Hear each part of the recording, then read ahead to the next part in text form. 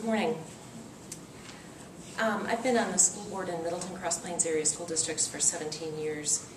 During that time, we've been fortunate to continue growing as a school district, so the flawed funding formula for schools has not created as much pain as it has in many of my colleagues' districts, which you've heard about and you'll hear more about. During that time, we balanced our budget as required by law every year. We economized, we bargained for more cost-effective health insurance, we put in place energy-saving equipment and saved millions of dollars. We cooperated with other districts on supplies, staff, and equipment. We continue down the path of increasing our class sizes because we can't afford to hire more staff.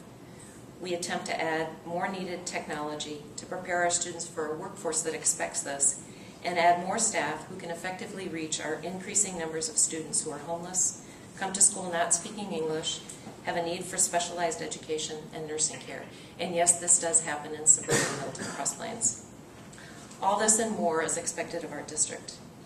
And I'm going to talk a little bit about a topic that we haven't talked about that really grips me, as I have two children of my own who are in education.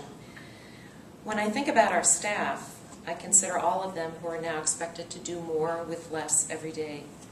I think of the staff who are working over the summer, who are figuring out how to economize in their own personal lives and how they will make ends meet, bringing home 8 to 20% less income than they did last year.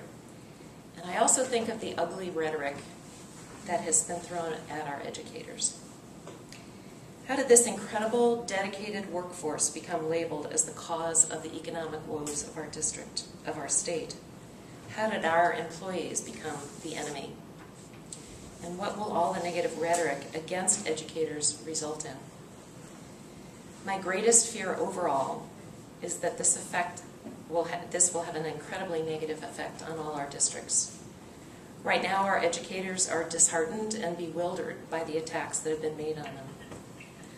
Long term, how do we expect to attract bright and talented people into the education workforce that has more and more expectations of it, that has been so maligned and marginalized over the last few months? These are the results of the budget that I see as having permanent damage to the education of the students across the state, and I hope we can change that. Thank you.